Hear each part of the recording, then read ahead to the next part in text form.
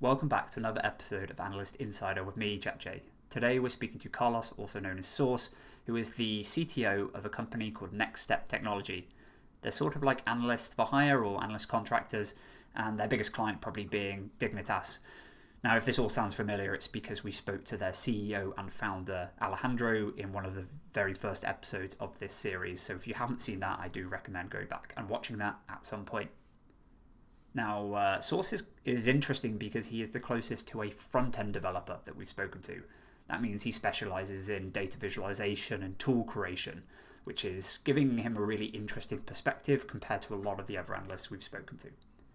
Remember, if this is the sort of content that you enjoy, I strongly recommend you join the Itero Discord. It's where fellow AI and data enthusiasts come together and discuss, share resources, come up with questions, and even do the occasional live event. So if you are interested, there will be a link in the description for you to join that. In the meantime, enjoy the interview. Welcome to the interview, Source.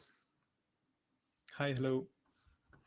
So you've got a slightly different, I wouldn't say background, but your situation and the way you're involved in esports is slightly different to a lot of other analysts, and we will speak about this in the future. But just for an FYI, that you work very closely with another interviewee that we've had, which is Alejandro. So you are both within the Dignitas team and part of a separate company. So I just think it's kind of worth laying that out at the beginning before we then jump into your background and kind of have you explain the rest of it. So let's just jump into the background first. And if you could just lay out your career so far, pre-esports and esports, and where you are now. So I have a technical degree in interactive technologies. I've worked in some projects too with universities around artificial intelligence and also augmented reality, but just a little bit background about it. And then I got into data science. I had like 1 year of experience in a small startup here in Spain, and after that, I started like my current career in esports, because I had some background in working with ERL teams, but just like a little bit like small teams and doing like just trying some things with the teams. And then I got involved into the Next Step thing. That is the thing that I have with Alejandro. So Next Step is just a company that we built. Right now is 1 year old. So we built it in January of 2022, and we started working with Dignitas. And at the moment, we were just working with Dignitas and UCAM Esports, a Spanish organization, but we also work for a split, the first split of the year, with Infinity Esports from LATAM, from the South American League. Most of the part, my background is in data science and also in front-end development. That is like half of the things that I do in Next Step are front-end development related. Awesome, good stuff. So let's kind of touch on this Next Step setup that you have. So it's, as far as I'm aware, it's just you and Alejandro who work in the team. How do you do similar work and then kind of split it up evenly, or do you have specialisms within the company that kind of divides the work out that way? So for the most part, we split most of the tasks that we have with the teams, but like we have some speciality. We specialize each of one in one particular section, let's say. So Alejandro is more in the in-game and talking with the teams and all that kind of things, and also is taking part of most of the backend part that we have in the projects that we build. And I'm more on the front-end development and design, but I also do some in-game and scouting reports and all that kind of things. Awesome. So we kind of like have our own specialty, but we also share like most of the things. Cool. It's interesting to know. We spoke to the Rogue team, the two analysts of the 3 analysts as part of Rogue, and it's just interesting to see how teams divide up this type of work. What I'd like to talk about here is the front end side of things. Now, for those of you who are listening who don't know what we mean when we say the word front end, we essentially mean anything that you actually interact it with as a user. So the buttons that you click on, the UI, the user interface that you see, the way that things appear, etc. So what I'm interested in knowing is UI is quite technically difficult to build. It's a lot of upfront work in order to create it. So therefore, given that you're serving 2 free teams, do you find that you're having to spend a lot of time on very specialist requests that are coming from coaches and players saying, oh, we want, this UI to do this and have this drop down menu and all that sort of stuff? Or do you find it's more they kind of skip the UI side of things, and if there's something specific they wanted, they'll just make a data request to you and you'll kind of return it in any means, whether that's a Google Sheet or a PDF or whatever it might be, instead of using that front end? So that's a pretty good question, because coaches never know. Usually, they never know what they really want. Rather than what they really want, how they really want to see the data, because that's difficult to ask for. So usually, what we do is we have a big platform that is the actual work we put in is related to that platform. That is the one that they use to look up for information and data and stats about everything that they want in a easy way. But for those requests that you're mentioning, we usually build specific things like Google Sheets related, or maybe with other software that we find that may be suitable for them. We usually build them the specific thing that they want as fast as possible, because usually the requests are really specific. So if we don't if we can't do it in taking the raw data and doing some things with Python and building something that can give them useful information, we just build Google Sheets that they can use to request data and just take everything that they want. So yeah, I think it's more asking the question. We usually have different approaches depending on the request that they are doing. So if we find something that will be useful in the future and they will be requesting a lot, we try to integrate it in the big platform, let's say, that we are building, that usually takes more time to develop. And for the rest, we try to do something specific like local in computers and then send them, or find a way to build with Google Sheets. Yeah, I figured that would be the case, simply because of the amount of, if someone came with an incredibly niche request, often it's easier just to do that kind of in a Google Sheet without any reproducibility. But if you're getting something and they're constantly saying, we want jungle proximity, we want, whatever stat that they want, it's much easier just to create the automated processes, and then they can self-serve. They don't need to go to you every single time they want an update or they want to look at a specific team. So then, looking at this kind of overall architecture, you are probably as close to a full stack engineer as we've spoken to. And in the full stack, you've got the data, which is getting it from either Bayes or getting it from the Riot API. You've then got the analyst side of things, where you're actually studying, looking at the data, making, wherever that's even AI, machine learning models, etc. Then you have the front end, which is developing all the stuff that a person's actually using and clicking on. And then you have the final part, which is the sort of the end value of it, which is explaining to a player, doing a presentation, whatever it might be. Yeah. So of those 4 things, could you give us a rough idea of where you're spending your most time, and which one of those, how you prioritize them, how you find the time to do all 4 of those things? So what I focus most of my time is on building the interfaces, so the front end, and also data visualization. So most of my work is in helping the players to understand the data that they want to look into. So I would say more in the front end, or let's say data visualization, because at the end of the day is the same thing. And I have Alejandro that is helping me get better in the let's say data and understanding data from League, because it's way difficult that it looks if you're more in the other section. So Alejandro is more helping me more with understanding the data. So he has a really good background, of course, in like understanding the game and understanding the data from the game, and I have more background in the developing side, let's say. So yeah, I would say like the data visualization is the thing that I spend most of my time in. Cool.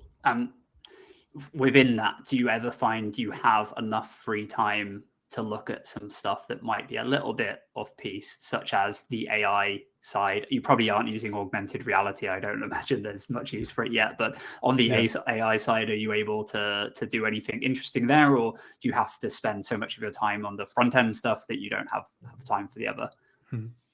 I usually have like find time for working also in the AI side. Also, you are one person that has like helped me in the journey, because when I was like starting with it, I look up some work that you did with the champion draft thing that you built and you publish Python stuff with machine learning and all that stuff. So I was working at uni with machine learning, and I started like playing around with that. So that was like foundations that I got from you. But usually what we do is small things, so small models, or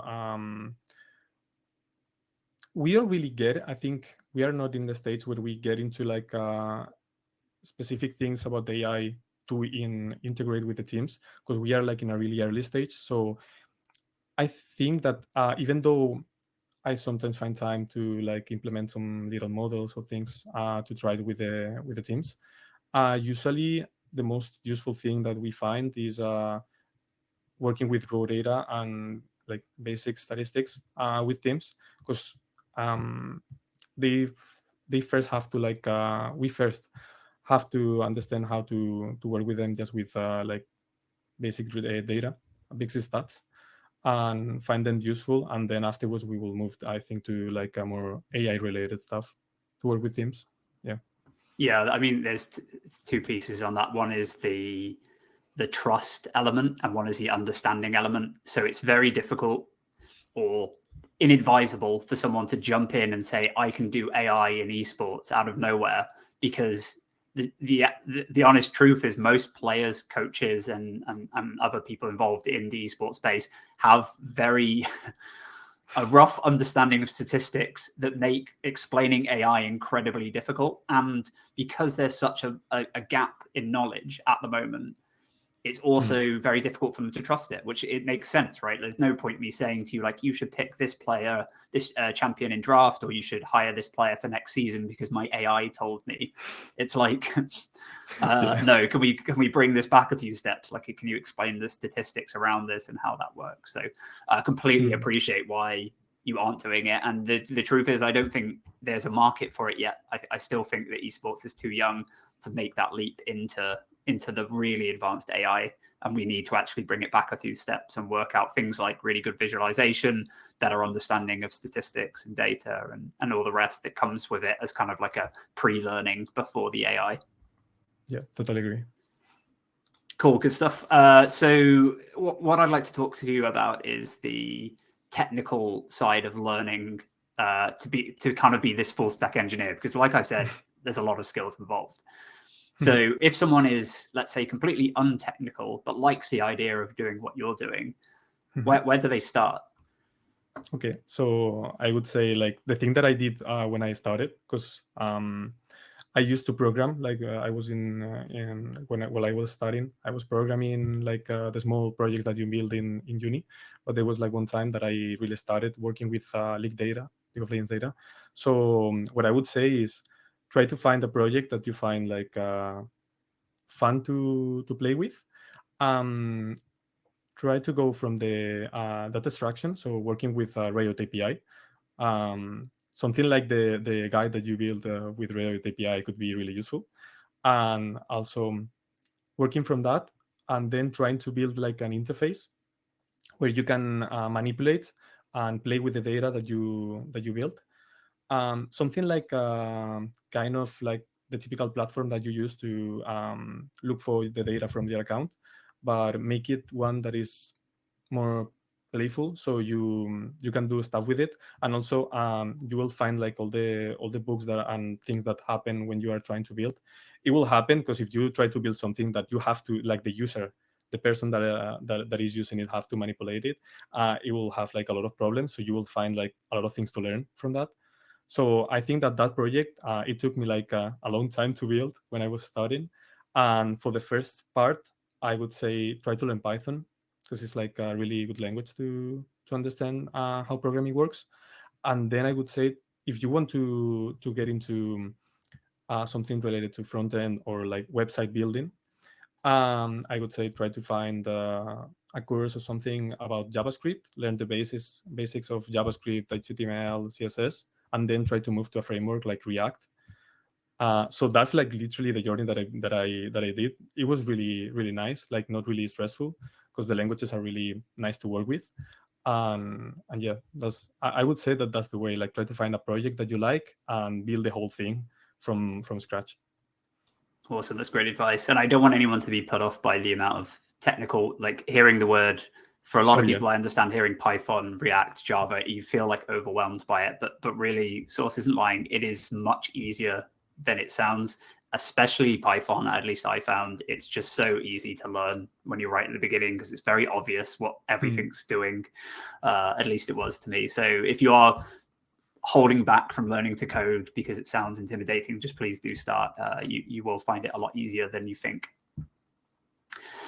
Cool. I kind of want to go back a little bit onto some advice around building UI and building data visualization, because you've got the challenge of having to create data in a way that is going to make a difference. So as in, a coach is actually going to use it. Do you have any general principles and tips for people around data visualization to make it so that quite complex data questions are simple to understand and easy to use? Yeah. So the first thing that I would say is, please don't try to put all the data that you find in the screen.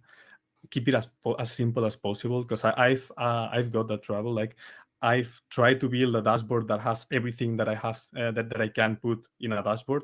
It's not useful. Just try to like take some basic data, put it on the screen, find some meaning, try to like make it visually pleasing, so that the coaches, because also if the coaches go to a document or whatever it is, and they find it like beautiful, they find the design like really well put, they will look better and they will try to understand the data, rather than if you just give them the data, the raw data, or just put it in the screen, because otherwise it would be like a pain to see. So try to make it beautifully pleasing, and also try to keep it as simple as possible. Like, don't try to over engineering.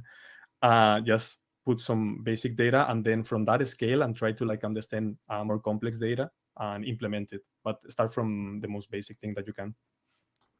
Cool. So this is kind of the agile MVP style approach that you hear a lot in tech companies, which is you build the very simplest version, and then you let the user kind of decide themselves what they're missing. So whatever the most requested thing is, you then build as the next feature, as opposed to the old method of build everything and hope that people like it. I do see that a lot with people who send me Google Sheets and they're just full of data, and I have no idea where I'm meant to be looking or where the value has been drawn from.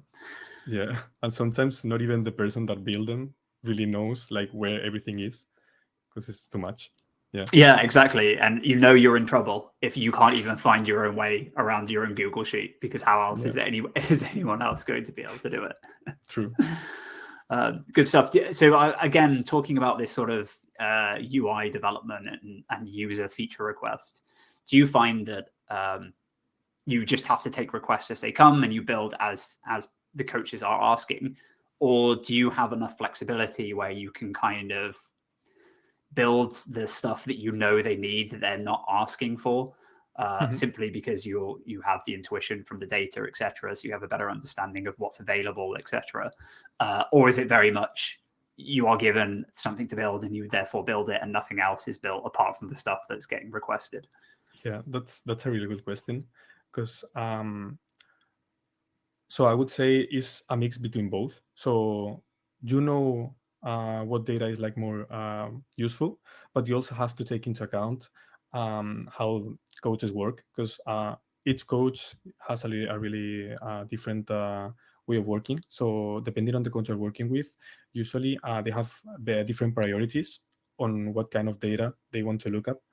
So I think it's a mix. Is you have to have like a conversation. You have to keep having conversations with the coaches, um, knowing what they really want, and also asking them between different things that they might find useful. So you try to build the thing that is like in the middle. So I don't think that is like you know the truth or the coaches know the truth. Is having conversations with them and trying to build the things that they will find most useful, and you understand that they will like better make a better use of them, let's say, also with the stats that you work with. Great. And then within these UIs that you're creating, do you find that the data is mostly Bayes, which is the professional data coming from actual stage games, or is it scrims, which is your own private access to data, which is scrim games, or is it solo queue, which is the publicly available via API data? So I would say that it's a specific source of data gives you like a different knowledge. So scrims and official games are obviously are similar compared to the solo queue ones. So solo queue is, as most of the people say, is like solo queue are not competitive in any way, but they have some similarities. So you gotta find like the things that are really useful. For example, the early stages of the game for solo queue might be useful for understanding matchups and understanding how champion works. Also for understanding like how the patches are doing something to each champion. So I would say that solo queue is more like specific related parts of specific parts of the game, and with officials and scrims are more for understanding how your team are working, because not every scrim is like an official game. They might use it for some specific things that they want to try out, and so you cannot like use them as if they were official games. But with the scrims and officials, I would say that they have some similarities, and you can use them to understand like how your team and the other teams are behaving. Awesome. And then digging more into the solo queue stuff, I don't know how involved you get to be in the scouting process, but I assume that you're delivering some data. From your own personal opinion, do you think that solo queue data is worth using when it comes to player scouting? If so, is there like a particular area of solo queue that is useful? Or maybe on the other side, are there parts of solo queue data that you've got to forcibly ignore? My example being, if you're a one-trick player, it's great for solo queue rank, but it's not so good when you're trying to join a professional team. But any examples of kind of solo queue data and scouting, I'd be really interested in hearing about. So I would say that for solo queue, the thing that I usually look at for the most part is if a player has a wide variety of champions that plays well. So more than just trying to find like a player that with a certain specific champion is really good, you usually try to filter between all the champions that he's playing and try to find like in that way, for example, you can also build like a model to understand in the overall of the player the performance with how many champions is he playing and how well is playing with each specific champion. So trying to find like a balanced player in solo queue is better than trying to find like someone that is like really really good.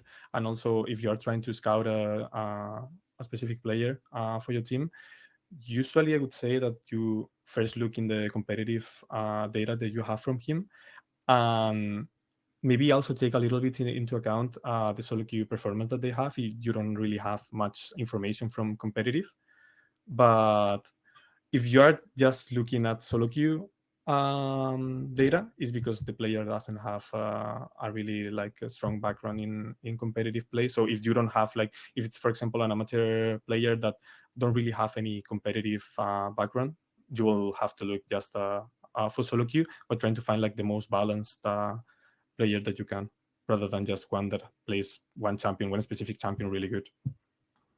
Yeah, I don't know awesome. if that answers the question. Yeah, it totally does. Yeah, exactly the sort of thing I was hoping to hear.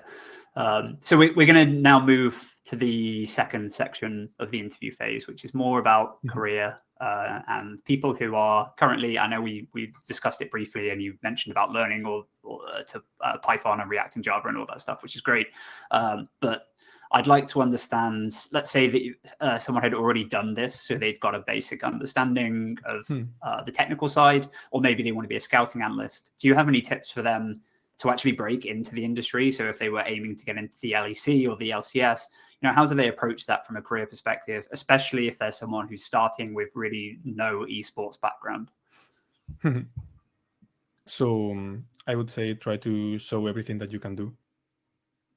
So maybe someday the teams that you are trying to get into, they will take a look at you. So I would say try to do two things. One would be build a portfolio.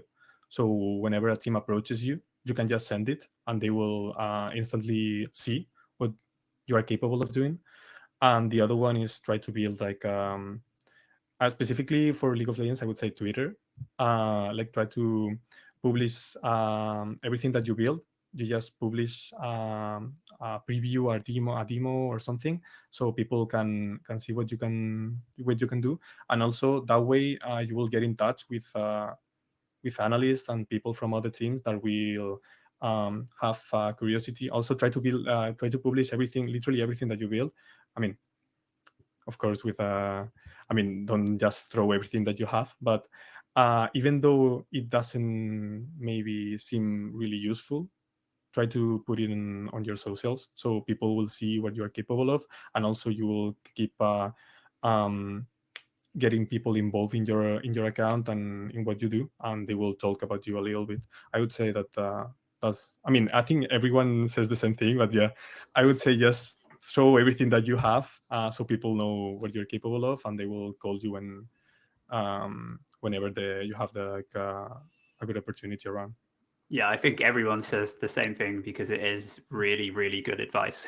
So I have no issue with us repeating that in a couple of the pods because it is genuinely the most important thing. And it's the thing that I say every time someone asks me, what can I do? I'm just like, just publish whatever it is, however you do it, as a website, as a Google Sheet, as a blog article, it doesn't matter. Just publish it, get your name out there. Go on some social media, share it around, send it to us in the Itero Discord. Someone will read it, and at the very least, you'll get some good feedback. At the very best, you may get a job out of it. So 100% really great advice. Good stuff. So you have a I think you said a university background. So you were doing was that a BSc or was that an MSc? So that was a the bachelor, sorry, the we call it different, and I always sorry, them. I've just used the UK terms. The bachelor, don't worry. Is the first bachelor, university. Yeah, cool. How valuable do you think it is to have something like a bachelor's or a master's or a PhD or whatever you want to go as far as you want to go when it comes to breaking into esports? Do people value the credentials of a university, or is it just the skills that matter?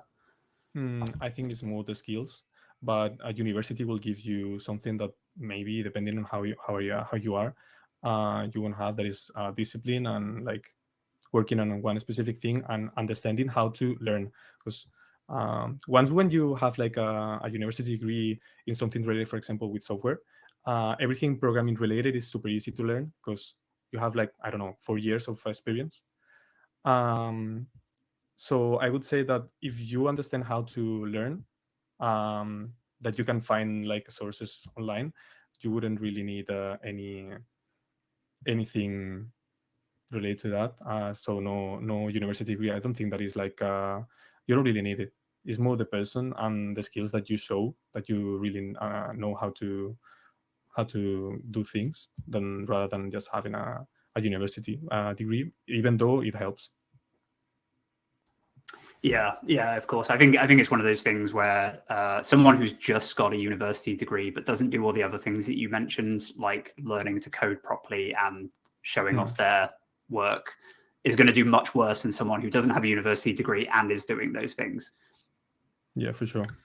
So one thing that I think comes up a lot, especially with the more technical people, which is funny because more technical people tend to have a bigger knowledge base in certain areas of the technical stuff they're working on. Let's say AI, right? Like people in AI suffer from imposter syndrome way more than anyone else, which is crazy because they are so technical. But I'd love to understand whether it's something that you experience, and if you have any tips for kind of getting over it, especially given that I imagine you may have to be involved in certain meetings or calls or whatever with the team itself. Do you have that feeling of like, I shouldn't be here because I'm not a professional player, I'm not a challenger ranked player or whatever? Yeah. So like with my, let's say, little experience, because I've been here just for a year, and even though it's a year, it doesn't really feel like a long time. I still feel like the imposter syndrome a lot of the times. And the only way that I found like to deal with it is I just like try to how do I say it? I try to make me think that I'm more than capable of that when we are in meetings and all that kind of stuff. And when I'm working on my own, I usually just I have that kind of thoughts, but I just ignore them and try to focus on the thing that I'm building. And I'm like, okay, if I build this and then that and that, so I try to make like plans. So I don't really have the time for thinking into that. I'm not really like capable of doing this kind of stuff. I just try to do it, and if it works, it's perfect. So yeah, it's just like making yourself think that you are really capable of that, even though like I think that happens with everything that every career that you try to like get into. So you will be at first you won't have a lot of experience. You just have to make yourself thinking into that. Okay, this is like a lot of things to learn, but I already have something. So I I I have some value to add to the final product that is like in this case the team. So to just try to more than what I know and I don't, what can I add to the what a value can I add to the rest of them? So yeah, I usually try to think something like that. That's great advice. Yeah. And I think it's something that I probably haven't asked everyone about this, but I'm sure if I did, everyone would say yes. You get bad imposter syndrome. So it's always good if you are someone who's thinking about getting into this sort of role and you are suffering from imposter syndrome, at least you know that everyone else is as well. If anything, that must be reassuring. Yeah, I think like everyone that I've told to has said me that yeah, they have imposter syndrome, because it's really difficult to find someone that really understand, like is an actual senior that really understands everything that they are doing and has like a lot of experience and don't really have sometimes this kind of thoughts. Yeah, it's this weird relationship where actually the more experienced you become, the more aware of your inexperience you become. So you start realizing that things are a lot deeper and there's a lot more technical stuff to be learned. So therefore you become more intimidated by it. But actually you are getting more experience, therefore you should be less intimidated. Maybe you get used to the feeling, so you just ignore it. Yeah. So the experience is more into ignoring it than actually like dealing with it. Yeah, I'm sure there are plenty of people with, PhDs and postgrads in all sorts of technical fields who feel completely just out of the, in the deep water because they know how technical things can get and how many other strands there could be to go down there. But anyway, just know that everyone else is feeling it. It should be a good enough advice, I feel. One of the other things I mentioned right at the very start is you and Alejandro have your own company, and that company is contracted out to do the analyst work. This is different to most setups where someone will actually be within the company and getting paid as an employee. So I, without mentioning tax, which came up with Alejandro, could you name the sort of the pros and cons of doing this, your approach, as opposed to becoming just an in-house full-time analyst on salary? So I think that the thing is not really different from working as just an in-house analyst. The only thing that I would say that is different from that is that we usually work for more than one team. So the amount of work that we have to put in is more than just working with one team. But that also gives you like a lot more experience. So more than pros and cons, I would say that is the same, but you just have more work. to do. So that's called a literally the con, same by the thing. way.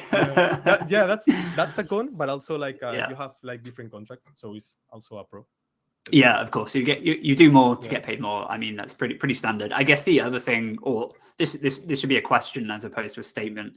Do you find that because you're working with multiple teams, there's enough of your work can be shared between them? So if you were to do a project for Dig, then that you can use the output of that project for all of your teams. So if you were to service, let's say, 10 teams in 2024 or whatever into the future, could you build one product that actually serves all 10 of the teams instead of having to do 10 custom jobs for each of them? Yeah. So that's a good question, because when we usually build something from a specific team, we give them like we cannot share that project that we built for the team to another team. That's one thing that we also always sign for in the contract. But about that, we usually build, of course, because we are the same people and we share the experience of building that project. If we find something similar, we will build something that is, of course, similar to the other one. But usually, what we do is maybe some specific things like that we build, we recycle them to other projects. But it's like really small things, because usually when we start a new project, we talk to the coaches and we just sit down and try to find like the specific thing that they need, and we focus that project. So let's say that we'll be in like project X. Okay, so maybe the first coach that we work with wants to focus, for example, in the early game stages, so we will be like a kind of project that is focused on that. So all the statistics and the things that we will get involved more for that specific project for that thing will be on the early stages. Maybe with another coach, he wants to focus more on I don't know, mid game. So we will focus on more specific stats about that. That doesn't mean that we won't focus on the other ones, but we usually find that coaches have really different approaches one from another to really similar specific questions. Even though they're supposed to be specific, they always give a way different approach. So yeah, we share some things between projects, but they are like small things that we recycle. But for the most part, they are completely different projects. Yeah, cool. I figured as much. I mean, there must be stuff where, let's say, Team A says to you, "Can you calculate this statistic?" And that statistic happens to use jungle proximity in it, or something like that. You'll spend 3 days working out from the data how you can get proximity data, let's say. Related And then to statistics, sorry yeah, go ahead. to interrupt you, but related to statistics is the thing that we usually share between projects, because of course like statistics are really specific, so you don't really, I mean, if one is really useful, you will use it for another project. But that's also like a normal analyst. If they go to another team, they will do the same thing. Exactly. Exactly where I was going. It's if you built jungle proximity for one team, the other team are probably going to want it as well, and you know how to create it. So even if the code was freshly written, you know how to create the code. So it's going to take you 1 day instead of 3 days to do the recreation, because you already know what the data looks like and you know how to create it and all that stuff. And then it's the UI that kind of needs the custom build. What I'd love to do is ask you about 2023. I had to double check then to make sure I was in the right year. In 2023, are there any exciting things that you're looking forward to building or doing differently than 2022? Yeah. So the first year that I've been working with LEC LCS teams, we build like the basics of everything. So right now we have like the basic data platform to work with the team, so they don't really have to ask for general things about the scrims or official games.